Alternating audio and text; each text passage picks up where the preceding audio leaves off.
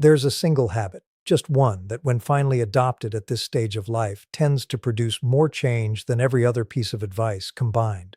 More than boundary setting, more than saying no, more than any of the individual practices we've discussed in earlier episodes about empaths past 50.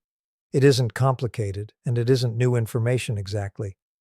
But almost nobody actually practices it consistently, and understanding why it matters this much, specifically at this age, changes how seriously you take it. The habit is this: pausing deliberately before any emotional reaction long enough to ask a single specific question. Is this actually mine to carry, or did I simply pick it up automatically, the way I've always picked up everything around me? Let's talk about why this one habit, more than any other, functions as the actual lever behind everything else.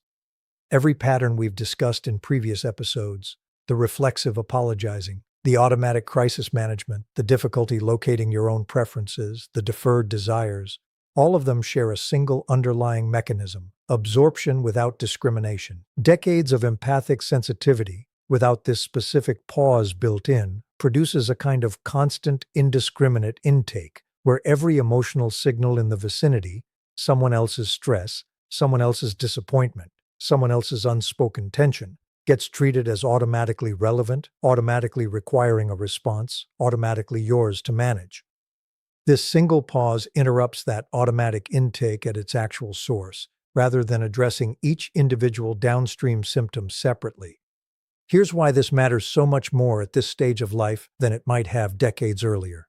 In your 20s, 30s, even 40s, the sheer volume of energy available meant this indiscriminate absorption, while costly, was survivable. Exhausting, certainly, but not catastrophic, because there was enough reserve capacity to keep absorbing everything and still function reasonably well most days. Past 50, that reserve capacity has genuinely, measurably shrunk, which means the same indiscriminate absorption that used to simply produce fatigue now produces something closer to genuine depletion, sometimes taking days or weeks to recover from what used to cost only hours. The pause we're describing today isn't a nice-to-have refinement at this stage. It's closer to a structural necessity, the single intervention capable of actually changing the math, rather than simply managing its symptoms one at a time. Let's walk through exactly how this pause works in practice, because the mechanism itself is worth understanding in detail before we discuss why it's so difficult to actually implement consistently. The pause happens in the gap between stimulus and response, the moment someone else's emotional state registers and the moment you act on it. For most empaths, especially those who've spent 50-plus years without ever examining this gap, that space is essentially non-existent. Someone's tension registers, and almost simultaneously your own nervous system responds as though the tension were your own, activating exactly the same physiological and emotional machinery you'd use if you yourself were the one in distress. This happens so quickly, and has happened so consistently for so many decades, that most empaths never actually experience it as a choice at all. It feels like simple, automatic empathy, indistinguishable from who they fundamentally are. The single habit we're discussing today involves deliberately, artificially widening that gap, just slightly. Specifically long enough to ask the one question, is this mine? Not, should I care about this? Caring is not actually the thing in question here, and this habit isn't about becoming less caring. The question is narrower and more specific. Is this emotional signal something that requires my direct, active involvement, or is it simply information about someone else's internal state that I'm capable of noticing without automatically absorbing and acting on? This distinction matters enormously, because it separates two things that decades of habit have fused together: perceiving someone else's emotional state, which is simply what empathic sensitivity does, and automatically adopting that emotional state as your own responsibility to manage, which is a separate, optional step that's been happening so automatically for so long that it no longer feels optional at all. Let's talk about why implementing this single pause proves so difficult, because understanding the resistance matters just as much as understanding the mechanism. The first source of resistance. The pause genuinely feels in the moment like coldness or delay, even though it isn't. Decades of instant automatic response have created an internal association between speed and care, The faster you respond to someone else's distress, the more it seems to prove how much you care about them. Introducing even a brief pause before responding can feel, internally, like a betrayal of that fast, caring instinct, even though the pause itself doesn't actually change whether you ultimately choose to help. It simply changes whether that choice is made consciously or automatically. The second source of resistance, the question itself, is this mine, can feel, at first, uncomfortably close to selfishness, particularly for someone who has spent 50-plus years defining their own worth, partly through their willingness to absorb and manage other people's emotional weight. Asking whether something is actually yours to carry can feel, initially, like questioning your own fundamental identity as a caring, empathic person, rather than what it actually is, a refinement of that empathy, directing it more precisely rather than diminishing it. The third source of resistance, and perhaps the most practically significant, the people around you have, over decades, become accustomed to your automatic absorption, and introducing even a small pause disrupts an established dynamic that others may resist, consciously or not. A family member who's always been able to count on your instant emotional availability may experience even a brief hesitation as a change worth pushing back against, not necessarily out of malice, but simply because the old, automatic pattern had become a reliable, expected feature of the relationship. I want to say something important about why, despite all this resistance, this single habit produces more change than any other individual practice we've discussed across this entire series on Empaths Past 50. It's because every other habit we've covered, declining demanding environments, ending one-sided relationships, locating your own preferences, scheduling your own desires, all depend at their core on this same underlying discrimination. You cannot decline an environment appropriately if you can't first distinguish your own genuine reaction to it from an automatically absorbed one. You cannot end a one-sided relationship with clarity if you can't first separate your own genuine feelings about it from the emotional pressure the other person is generating around its continuation. Every other change on this list becomes dramatically easier, almost automatic itself, once this single underlying discrimination becomes habitual, because the fog of constant, indiscriminate absorption that's been clouding every other decision finally starts to clear. I want to be honest about something important before we move into the second half of this conversation. This single habit is simple to describe, but it is not simple to practice consistently, especially after 50-plus years of the opposite pattern running on complete autopilot. Understanding the mechanism intellectually, which is what we've covered so far, is necessary but not sufficient. The actual practice of widening that gap between stimulus and response, moment after moment, in real relationships with real people who've come to depend on your automatic absorption, requires sustained, deliberate effort over an extended period. And it's worth understanding exactly what that practice looks like before assuming the intellectual understanding alone will be enough to produce lasting change. And that's exactly where we're headed in the second half of this conversation. The specific, practical steps for actually building this pause into your daily life. What happens in your relationships once you start practicing it consistently, and why this single habit, more than any other change available to an empath at this stage of life, tends to produce a kind of clarity that makes every other necessary change afterward feel considerably more accessible than it ever did before. Let's talk about the specific, practical steps for actually building this pause into daily life, because understanding the concept, as we did in the first half, is genuinely only the starting point. What follows now is the actual mechanics of practice, concrete, repeatable, and specific enough to actually work. The first step, choosing a physical anchor for the pause, something small and concrete enough to interrupt the automatic response before it fully executes. This might be a single deep breath, taken deliberately before responding to any emotionally charged situation. It might be a specific phrase repeated internally, "Is this mine?" used as a kind of mental speed bump.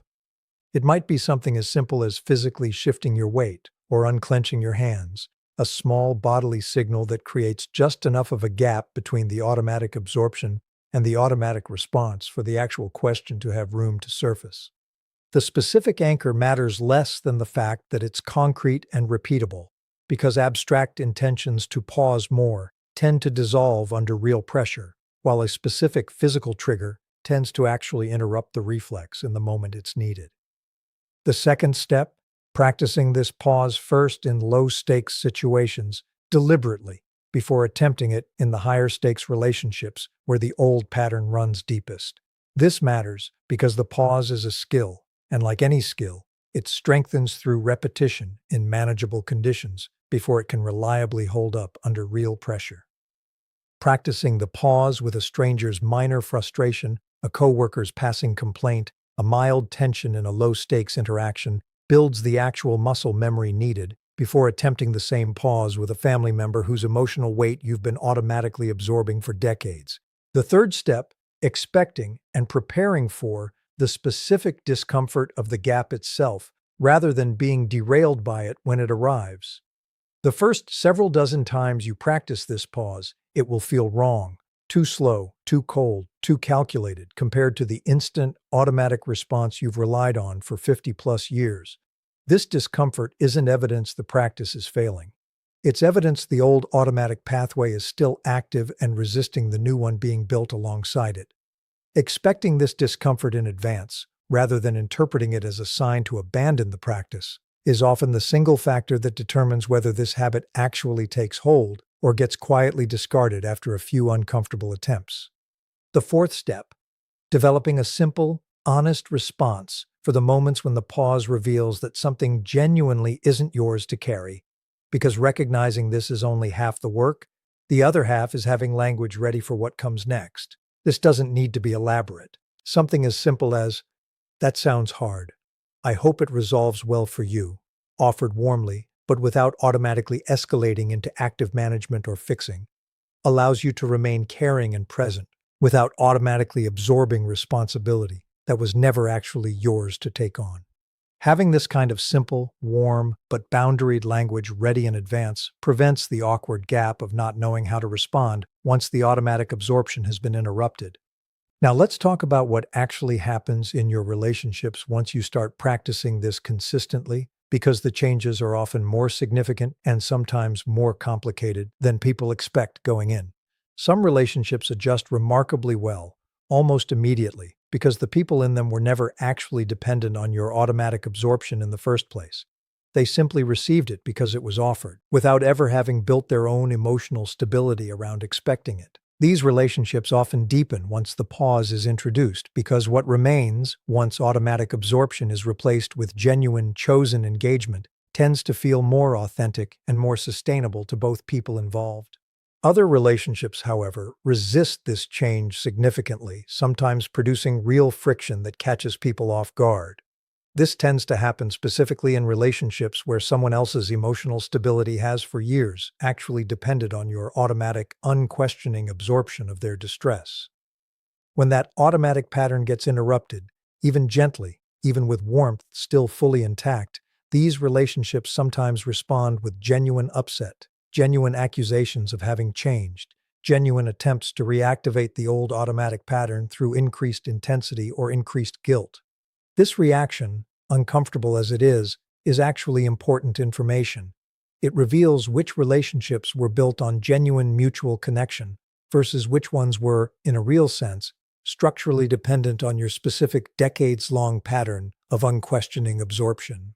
I want to say something important about how to interpret this friction when it appears, because it's easy to mistake it for evidence that the change itself is wrong or hurtful. The friction isn't evidence you're doing something wrong. It's evidence that a genuinely unhealthy dependency existed, one that was never actually sustainable for you to keep providing indefinitely, and the discomfort of its adjustment is simply the visible cost of finally addressing something that needed addressing, regardless of how uncomfortable the transition turns out to be.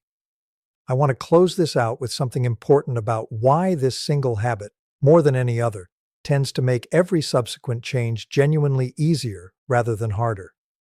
Once the pause becomes habitual, the fog that's clouded 50-plus years of automatic decision-making finally starts to clear, and every other pattern we've discussed in earlier episodes, declining demanding environments, ending one-sided relationships, locating your own genuine preferences, finally scheduling your own long-deferred desires, becomes dramatically more straightforward, because each of those decisions now gets made from a place of actual clarity rather than automatic, indiscriminate absorption. The pause doesn't just solve one problem. It removes the underlying condition that was quietly generating every other problem on the entire list. I want to leave you with an image because I think it captures everything we've walked through today. Picture a longtime lighthouse keeper, decades into a career of scanning every single light on the horizon with equal automatic urgency, every distant flicker treated as a potential emergency requiring the same intense, immediate attention, regardless of whether it was actually a ship in distress or simply the reflection of moonlight on calm water.